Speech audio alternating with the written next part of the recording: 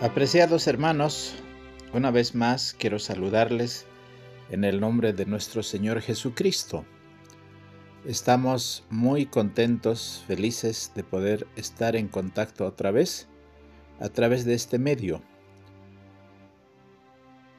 Queremos agradecer al Señor por esta posibilidad de poder compartir su palabra. Así que, ante todo, quiero hacer algunas aclaraciones.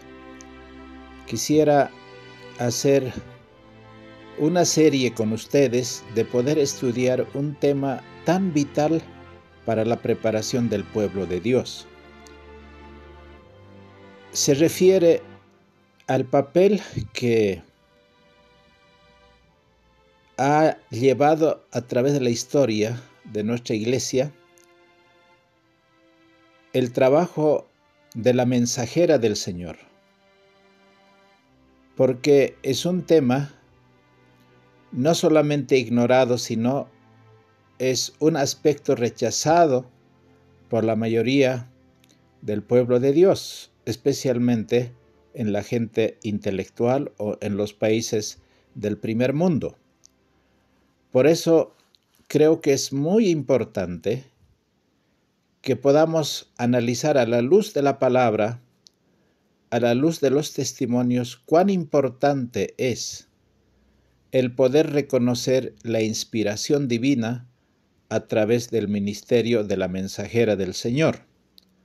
Así que en ese propósito voy a comenzar este primer tema para compartir con ustedes la riqueza que hay en este punto. Así que antes de comenzar, voy a pedirles que puedan inclinar su rostro allí donde están para pedir sabiduría divina. Vamos a orar. Padre Santísimo, estamos muy agradecidos por el don de la vida, porque tú nos das, Señor, esa luz de tu palabra. Nos das el pan espiritual. Nos das la luz que puede alumbrar el sendero de nuestro caminar. Nos das, Señor, la respiración espiritual que es la oración, a través del cual podemos comunicarnos con tu trono de gracia en el lugar santísimo. Señor, haz que esta oración y de mis hermanos que escucharán sea una ofrenda agradable, Señor, una fragancia agradable en los méritos de Jesucristo. Y tú puedas responder nuestra plegaria, Señor, concediéndonos la unción de tu Santo Espíritu. Te agradezco profundamente de corazón porque tú responderás nuestra necesidad. Te lo pedimos, Padre Santo, en el nombre de Jesucristo nuestro Señor. Amén. Queridos hermanos, quisiera comenzar con una profecía muy profunda que tiene triple cumplimiento. Porque el libro de Malaquías, que es el último libro del Antiguo Testamento, ustedes recordarán que hay un silencio de 400 años entre Malaquías y la predicación de Juan el Bautista. Entonces, en ese aspecto, los dos últimos versículos termina diciendo algo que el pueblo de Israel esperaba que Dios cumpliera su promesa. Dice la palabra de Dios: y aquí yo os envío a Elías el profeta, antes que venga el día de Jehová grande y terrible. Él convertirá el corazón de los padres a los hijos, y el corazón de los hijos a los padres, no sea que yo venga y hiera la tierra con maldición. El pueblo de Israel estaba esperando el regreso del profeta Elías. Recuerdan que Elías, en los tiempos de Acab, fue arrebatado al cielo en un carro de fuego. Y allí vio el profeta Eliseo este gran acontecimiento. Ese fue el primer Elías, llamado Elías el Tesbita. aquel que predicó poderosamente y dio testimonio en el Monte Carmelo. Pero Malaquías, después de cientos de años, el profeta estaba diciendo de que va a volver el profeta Elías. Entonces, tenemos que ver acá quién es este profeta Elías, porque efectivamente volvió Elías allí en el monte de la transfiguración, Moisés y Elías, pero solo vieron 3 discípulos y no pudieron ver todo el pueblo. Porque este Elías que está profetizado en Malaquías tiene que venir a hacer un trabajo muy grande, el convertir el corazón de los padres a los hijos. Ahora, los padres aquí no son los padres biológicos, sino son los padres espirituales, aquellos que enseñaron el camino de salvación. Es decir, los profetas, comenzando desde Moisés y todos los profetas del Antiguo Testamento, son los que tenían que predicar y predicaron para preparar el camino para la primera venida de Jesucristo, como el Mesías prometido. Es decir, el trabajo de todos los profetas es hacer volver el corazón de los hijos hacia los padres. Y los padres son, comenzando desde Moisés, el Pentateuco, todos los libros históricos, los salmos, los profetas mayores y los profetas menores. Es decir, que el pueblo de Dios debe convertirse a esas enseñanzas. Pero como ustedes verán, de que así como hubo profetas de Dios verdadero que llevaron al pueblo al arrepentimiento verdadero, también habían falsos profetas. Entonces, en ese contexto, el primer aspecto que tenemos que ver nosotros es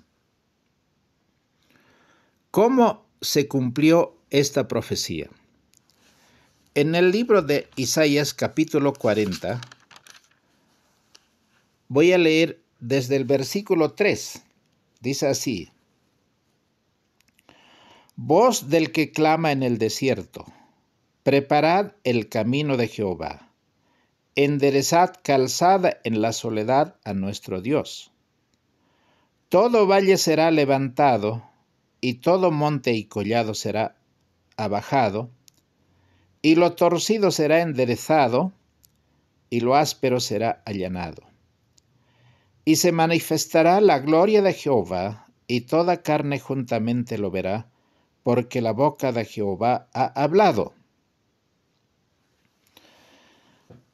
Esta profecía está diciendo de que ese mensajero tiene que preparar el camino, debe preparar la calzada, debe preparar todo aquello que provoca problemas al caminante.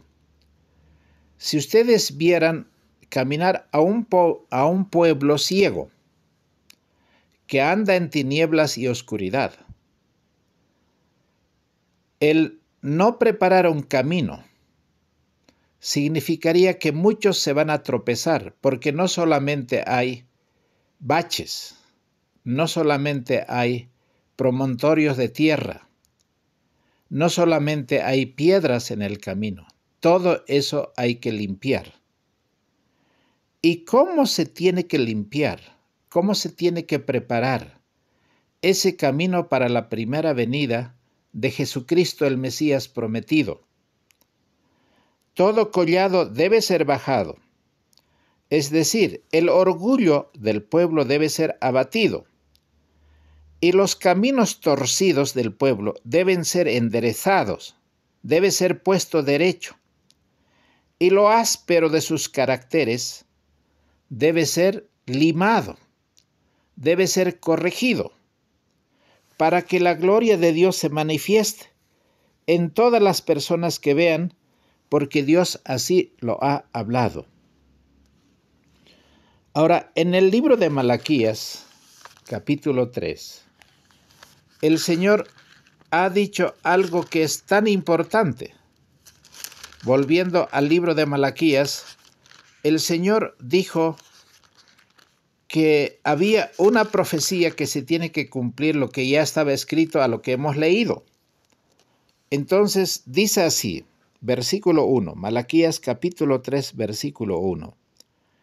He aquí yo envío mi mensajero, el cual preparará el camino delante de mí, y vendrá repentinamente a su templo el Señor a quien vosotros buscáis. Y el mensajero del pacto, a quien deseáis vosotros, he aquí viene, dice Jehová de los ejércitos. Muchas veces me he preguntado, ¿por qué Juan el Bautista nunca fue reconocido como profeta? Cuando le preguntaron, ¿quién eres?, él dijo que era el mensajero, que la voz que clamaba en el desierto, que debería preparar el camino. Y Malaquías no solamente está diciendo que hay un Elías que está viniendo, sino Malaquías está diciendo, ese mensajero tiene que preparar el camino delante del Mesías, antes que él venga, porque él va a venir repentinamente al templo. ¿Por qué Juan el Bautista fue llamado el mensajero del Señor? Entonces, el primer enlace que quiero hacer es, ¿por qué la sierva del Señor nunca dijo de sí misma que era profetisa, que era profeta de Dios? Porque ella dijo, yo soy apenas un frágil instrumento, un canal para la comunicación de la luz. Y en otro momento dijo, soy una mensajera del Señor. No pretendo ser una profetisa ni dirigente. Pretendo ser simplemente una mensajera de Dios. Y esto es todo lo que alguna vez he pretendido. Juan el Bautista era el cumplimiento de Malaquías 4, como el segundo Elías. Eso lo vamos a ver en el libro de Mateo capítulo 11. Mateo capítulo 11, el Señor Jesucristo estaba allí respondiendo a los discípulos de Juan el Bautista. ¿Quién era Juan el Bautista? Entonces, en el versículo 10, Mateo capítulo 11, versículo 10, dice así. Quizá voy a leer unos versículos más adelante.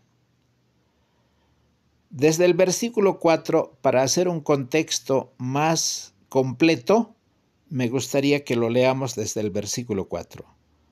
Y respondió Jesús y les dijo, id y decid a Juan las cosas que oís y veis. Porque los discípulos de Juan habían venido con una misión para presentar delante de Jesús. Estamos esperando a otro, o tú eres aquel que había de venir. Y entonces Jesús les dijo, vengan, hoy día quédense conmigo. Y entonces cuando esos dos discípulos de Juan fueron a hacer la jornada del ministerio de Jesucristo, vieron cosas maravillosas como testimonio, y el evangelio será predicado como testimonio o por testimonio. Entonces, después de terminar la jornada, Jesús no le dijo nada específico, sino le dijo, ustedes vayan a contar el testimonio que ustedes han visto. ¿Cuál era el testimonio que ellos vieron? ¿Los ciegos ven? ¿Los cojos andan? ¿Los leprosos son limpiados? y los sordos oyen, los muertos son resucitados, y a los pobres es predicado el Evangelio. Bienaventurado es el que no fuere escandalizado en mí. El mensajero, aquel que había de purificar al pueblo de Israel, aquel que había de entrar al templo súbitamente para hacer una purificación, así como en 1844 se tenía que predicar un mensaje que el santuario sería purificado, debería comenzar el trabajo del segundo Elías. Pero Jesús dijo algo muy interesante. Después que los discípulos de Juan el Bautista regresaron con ese testimonio a su maestro que estaba en la cárcel por hablar la palabra de Dios. Y entonces Jesús dijo, ¿qué han ido a ver en el desierto? ¿Qué han visto en el desierto? ¿Una caña sacudida por el viento? Porque así como Elena White dijo, frágil instrumento, un canal para la comunicación de la luz, también Juan el Bautista era esa caña delgada. Los que viven en el campo saben cómo es una caña frágil, sacudida por el viento. Es nada significativo, nada importante. No era un hombre letrado, no era un hombre preparado en la academia, no era un hombre con títulos, no tenía pretensiones. Era un hombre tan sencillo, educado en el campo, pero con una preparación dirigida por la mano divina, porque sus padres eran piadosos. Ese era el mensajero que estaba preparando el camino para la primera venida de Jesucristo, el Mesías prometido. Ese trabajo debería haber hecho el liderazgo del pueblo de Israel. Pero ellos estaban en otro asunto. No dijo estas palabras tan interesantes, importantes Jesús, ni de Anás, ni de Caifás, ni del sacerdocio, ni de los escribas, ni de los fariseos. Y Jesús sigue preguntando, ¿o qué salisteis a ver? ¿Un hombre cubierto de ropas delicadas? ¿Dónde estaban esas personas que tenían las vestimentas que les distinguían? No estaban en el desierto, estaban en el templo. Estaban en el servicio de Dios, entre comillas. Y Jesús dijo, he aquí los que visten ropas delicadas, en las casas de los reyes están, porque tenían popularidad, buscaban popularidad, tenían grandeza, buscaban grandeza, tenían riqueza, buscaban riqueza, tenían poder, poder eclesiástico y poder político. Y Jesús dice, ¿más qué salisteis a ver? ¿A un profeta?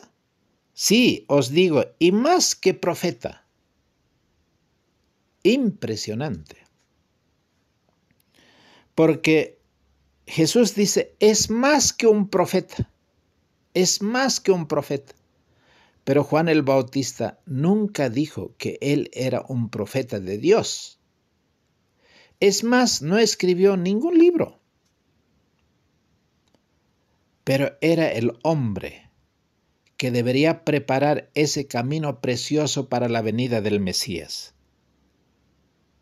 Ahora, Jesús aplica perfectamente Isaías 40 porque era el cumplimiento de esta profecía. Versículo 10 dice, porque este es de quien está escrito. Y aquí yo envío a mi mensajero delante de tu faz, el cual preparará tu camino delante de ti. Ahora, ustedes saben de que este cumplimiento era Malaquías 3:1 que hemos leído. Hermanos, esa era la misión de Juan el Bautista.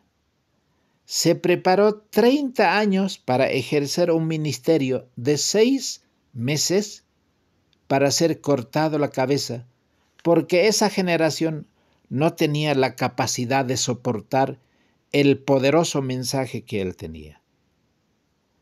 Y en el versículo 11 dice, de cierto os digo, entre los nacidos de mujer jamás se levantó otro mayor que Juan el Bautista.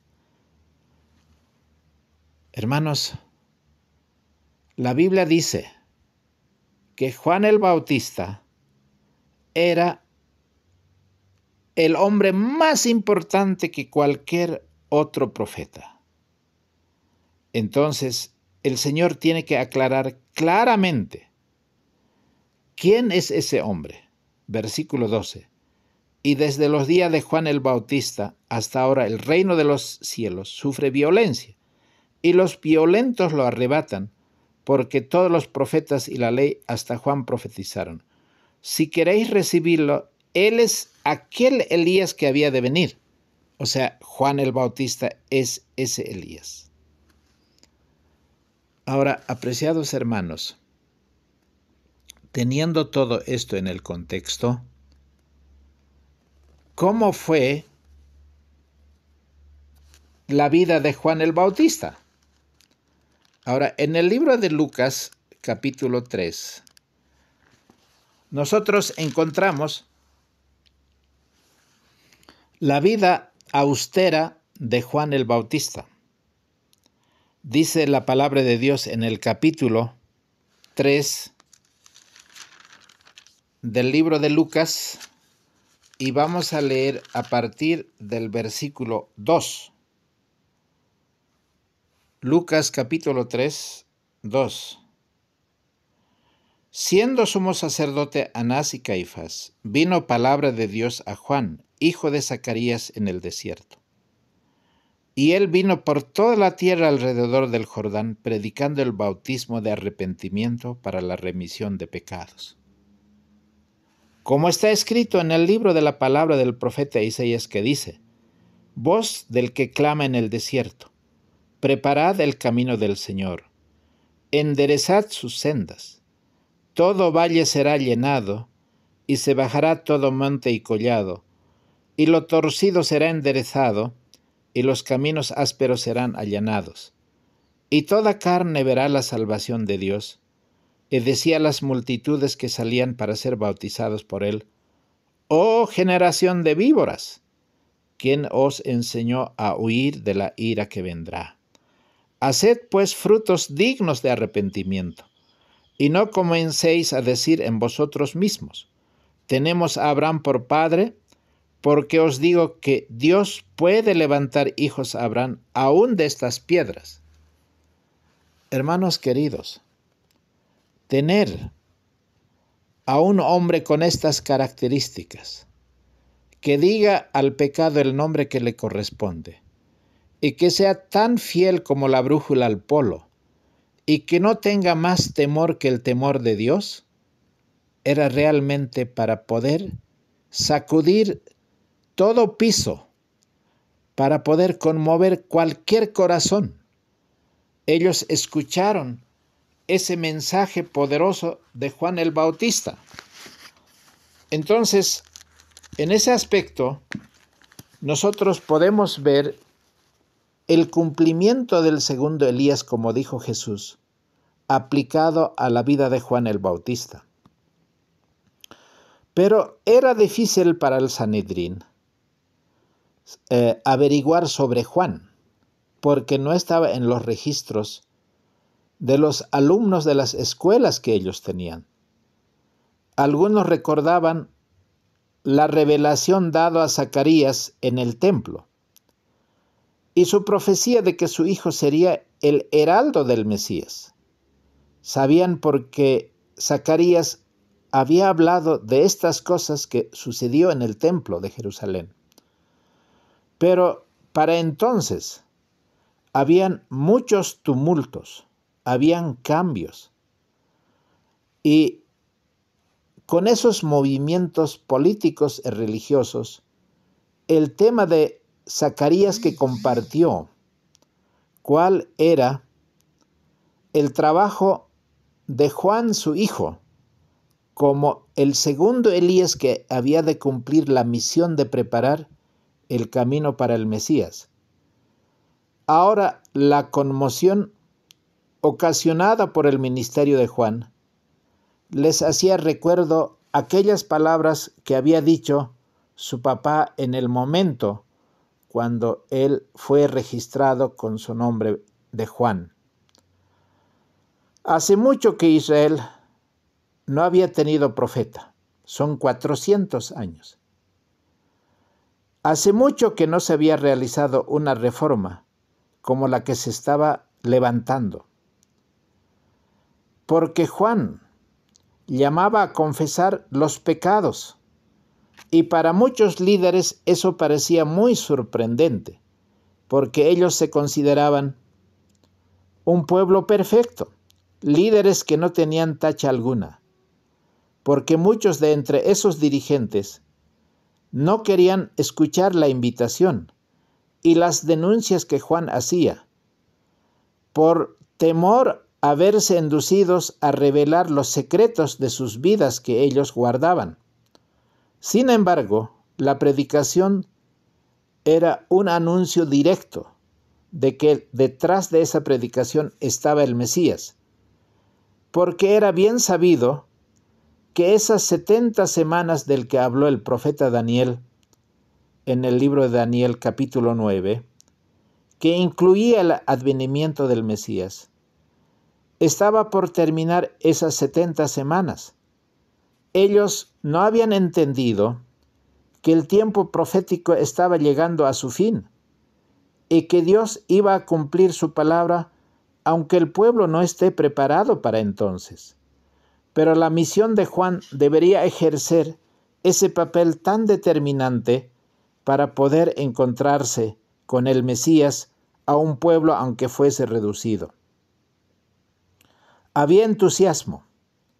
Muchos querían ver al Mesías, pero la condición de la vida del pueblo de Dios no estaba preparado para recibir al Mesías, porque ellos ejercían un poder político, un poder eclesiástico, pero no tenían el poder del Espíritu de Dios, así como Juan el Bautista tenía en su vida. Por eso Juan el Bautista les dijo, generación de víboras, porque ellos tenían el espíritu del enemigo, muchos de esos líderes. Cuando los delegados llegaron donde Juan para escuchar su mensaje, había una multitud congregada para poder estar atento, no solamente para recibir el mensaje, sino para hallar ocasión cómo poder acusar al profeta de Dios, con aire de autoridad, destinado a impresionar a la gente y a inspirar deferencia al profeta. Llegaron esos altivos rabinos con esa currícula tan impresionante, con un movimiento de respeto, casi de temor. La muchedumbre dio paso a esos líderes. Los notables, con esa vestimenta impresionante, con el orgullo de su posición y el poder que tenían, llegaron al profeta y entonces le preguntaron, ¿tú quién eres? Y él dijo, yo no soy el Mesías, sabiendo lo que ellos pensaban. ¿Qué pues, eres tú Elías? No soy. ¿Tú eres el profeta? No. Pues ¿quién eres? Para que demos respuesta a los que nos enviaron. ¿Qué decís de ti mismo? Estos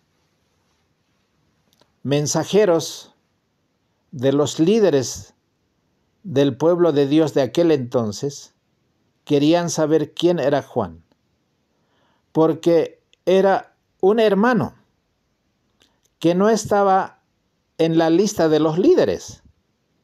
era una persona extraña. Y él dijo algo que nosotros vamos a estudiar en toda esta serie. Yo soy la voz del que clama en el desierto. Enderezad el camino del Señor, como dijo Isaías el profeta. El pasaje al que se refirió Juan el Bautista es esa hermosa profecía de Isaías, cuando dice: consolaos, consolaos, pueblo mío, dice vuestro Dios. Hablad al corazón de Jerusalén. Decidle a voces que su tiempo es ya cumplido, que su pecado es perdonado. Hermanos, esa profecía de las 70 semanas estaba llegando a su cumplimiento final, y Dios debería despertar a su pueblo para que esté atento al cumplimiento profético. Esa voz que clama en el desierto deberían barrer el camino a Jehová. Todas las cosas mundanas deberían ser limpiados. Deberían enderezar esa calzada en la soledad a nuestro Dios. Cada persona debería hacer no solamente una preparación individual, sino inducir a todo el pueblo para que todo valle sea alzado. Esas doctrinas pisoteadas, esas verdades ignoradas, esos pilares derribados deberían ser levantados. Y todo monte de orgullo y collado debe ser bajado. Y todo ese carácter torcido debe ser enderezado. Y lo áspero debe ser limado, para que se manifieste la gloria de Jehová, y toda la humanidad de aquel entonces tenía que ver esa maravilla.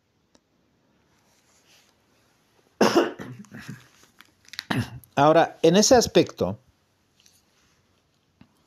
hay un detalle más que me gustaría compartir. Cuando hemos leído en Mateo capítulo 11, Jesús dijo: este es el segundo Elías. Pero Malaquías 4 dice que hay un tercer Elías. Ese tercer Elías tiene que preparar no el camino para la primera venida de Jesús, sino, si nosotros leemos así textualmente lo que está diciendo este capítulo 4, dice: he aquí yo os envío a Elías el profeta antes que venga el día de Jehová grande y terrible. Hermanos, ¿cuándo es el día de Jehová grande y terrible? Es ese mensaje glorioso, porque la hora de su juicio ha llegado y debería purificarse el santuario. Y para preparar ese mensaje, preparar ese pueblo, para entregar ese mensaje, Dios necesitaba una mensajera, un mensajero. Y ese mensajero debería llevar al pueblo de Israel a considerar, así como vemos aquí, el corazón de los hijos debe volver a los padres y el corazón de los padres hacia los hijos, antes que venga y hiera la tierra con maldición. Ahora, ese tercer Elías, como mensajero del Señor, aquel que debería preparar, es la que se le dio ese ministerio a Ellen White. Porque para muchos hermanos, los testimonios es de poca monta, vamos a decir, no tiene tanta importancia. O finalmente, así como en los días de Juan el Bautista, querían averiguar los líderes cuán importante era el mensaje y quién era ese mensajero y qué pretendía ser ese mensajero. Hoy día pueden seguir investigando, pero ellos menospreciaron ese testimonio en los días de Juan el Bautista, porque no calzaba a la medida y a la expectativa que ellos tenían como un pueblo que pretendía ser el pueblo de Dios, pero que estaba lejos de los principios de su palabra. Y ese tercer Elías es la que vamos a considerar como la mensajera del Señor. Entonces, en ese aspecto, lo que vamos a ver en estos temas que vamos a estudiar es el cumplimiento del libro de Joel capítulo 2. Ahora, vamos a ver en el libro de Joel capítulo 2 que así como Juan el Bautista preparó la venida del Mesías, y el Mesías entró al templo, según San Juan capítulo 2, entró con un azote, y entró con ese azote, que era como una espada, y volcó la mesa de los cambistas, y barrió todo lo que tenía que barrerse. Él limpió, porque él dijo, mi casa, casa de oración será llamada. Pero ese templo de Jerusalén, no solamente era una representación del templo, de los adoradores de cada corazón, o del corazón de cada uno de los adoradores que estaban sucios por todas las cosas que ellos amaban y creían y enseñaban. Hermanos,